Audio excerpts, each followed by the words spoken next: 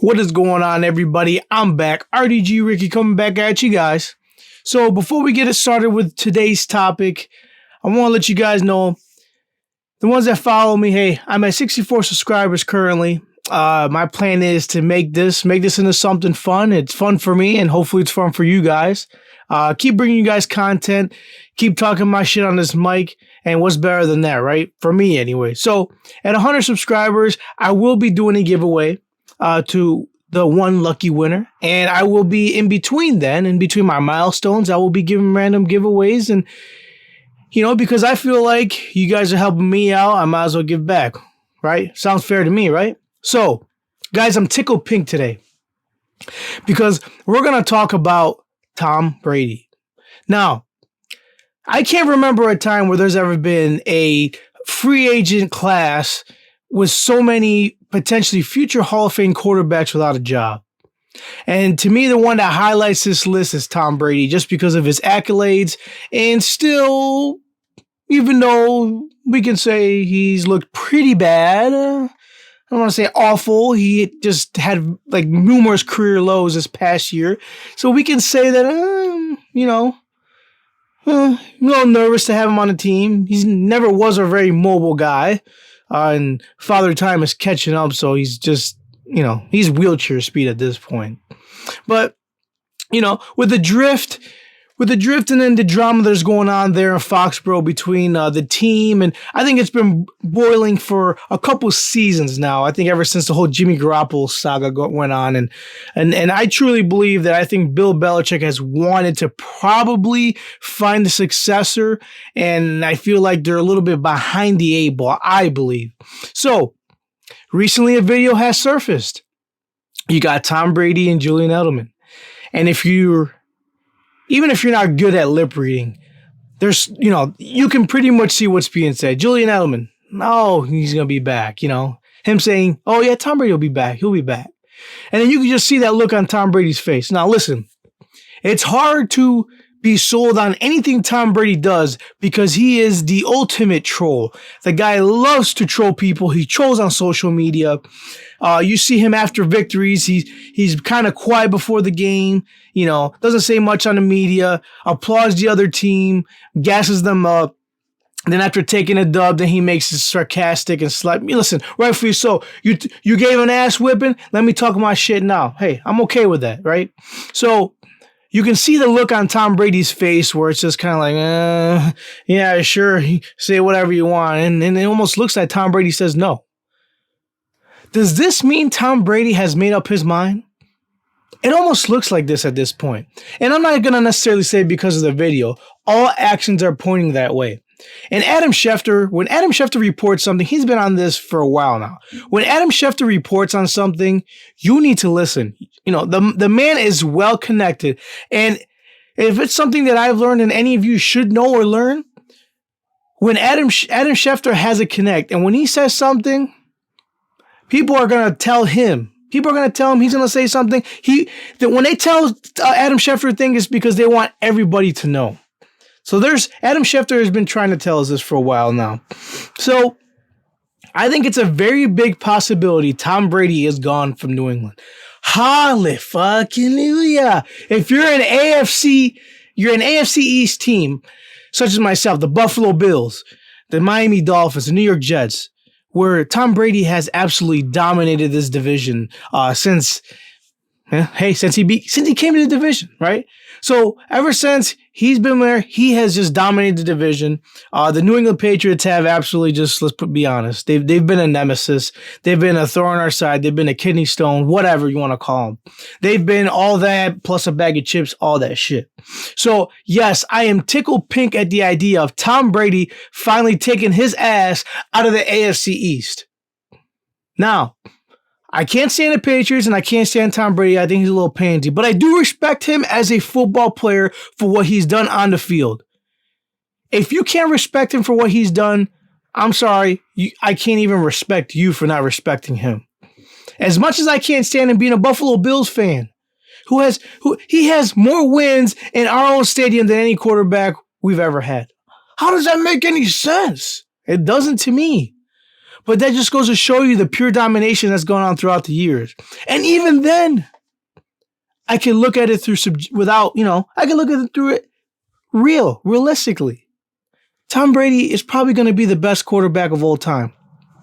By numbers, by every metric you want to look at, he will probably be one of the best, if not the best, quarterback of all time. So with that being all said, let's take a little peek at where he could go, right?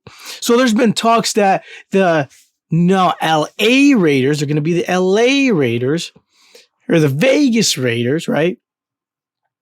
They have said publicly, well, they haven't said themselves, but there's a report flourishing out there saying that the Raiders are prepared to make a move for Tom Brady. Now, that doesn't surprise me at all, because with the Raiders going on with John Gruden as their head coach, Mike Mayock as the GM, it just seems like they're all about making splashy, Antonio Brown. That it seems like they're all about trying to make the big splashy, acquisitions. Now, Tom Brady, if I was the Oakland Raiders, I'm against it. I don't think they're there yet as far as their roster is. I still think they're missing pieces. And if you're going to tie up, listen, deservedly so, Tom Brady is probably after his money, right? At this point, it's going to be really, though, what's he want to do? Does he really want to cash out the last couple seasons he's going to play? Or does he want to potentially just prove everybody in Bill Belichick wrong that, hey, I can still win without you, bud? This is not just a Belichick show. This is the GOAT show. So I would say maybe the Raiders would be able to throw the biggest purse at him. Now, would that be the best decision? I don't think so. They're not ready there yet. They're in my opinion, they're not contenders, even with Tom Brady at the helm.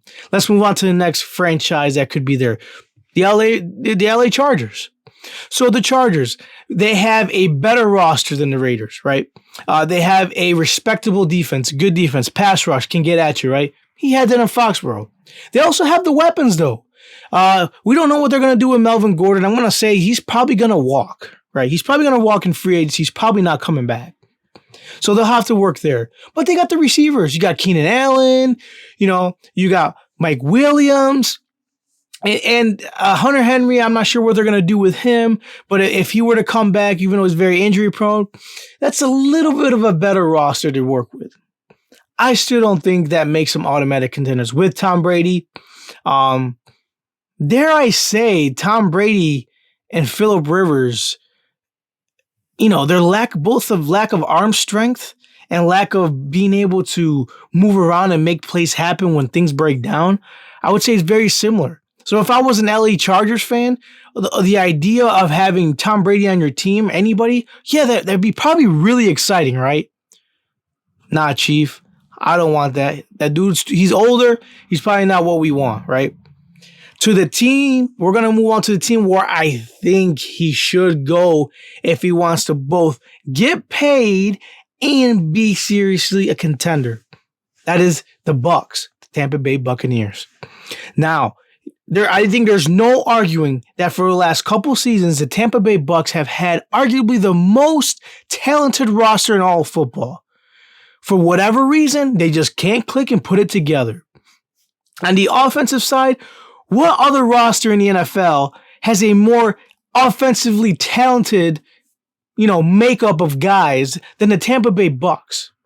You got this likes of Mike Williams, O.J. Howard, Rashad Perriman came on strong. They got a decent running game. They got a good line. Their defense, we'll see what they're going to do with Shaq Barrett, but their defense is starting to complement a little bit. Jameis Winston, he's been an issue. It doesn't look like he's in Bruce Arians' graces. It really doesn't. I think the Bucs will have Jameis Winston as a last resort as their quarterback. The guy threw for 30 touchdowns. He also threw for 30 picks. I would say that's very difficult to do. And the guy, in my opinion, he hasn't progressed, I guess, to the point where he should be right now. I mean, if anything, it's like 50-50 with a guy. He's like the reason for some of the success, but in the same time, he also holds them back a little bit. So if I'm the Bucs, I guess if you're going to spend that money,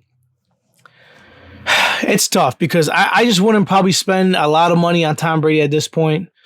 Some people may disagree with me.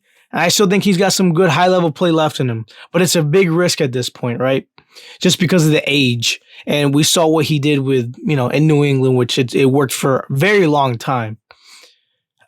If I'm the Bucs, I'm probably going to at least entertain the idea. And if I'm a Bucs fan, I'm going to entertain and welcome the idea of Tom Brady as my quarterback next season. You're going to get yourself a proven commodity at the quarterback position, a guy that has been known, he can make things work. He's going to have weapons, as good of weapons as he's probably ever had in his career in Tampa Bay. And they're going to have a complementary defense to go along with it. So look for I think Tom Brady to be active and scan the field, make the decision that's best for him. I think he's on the move. In my opinion, the best move for him would be to go to the Bucs. Thank you guys. Peace.